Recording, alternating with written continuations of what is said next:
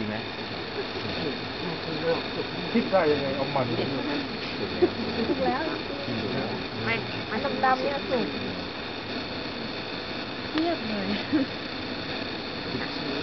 ใช่ถูกไหม คือใครกระโดดน้ำใครกระโดดน้ำ ตอนไหนครับตอนหลบตอนค่ำ ดึกอ่ะ มีครับ เดือนหนึ่งดังตุ้มเลย เนาะไอ้เขาล่วง มีพี่เก่งกับ2 ตัว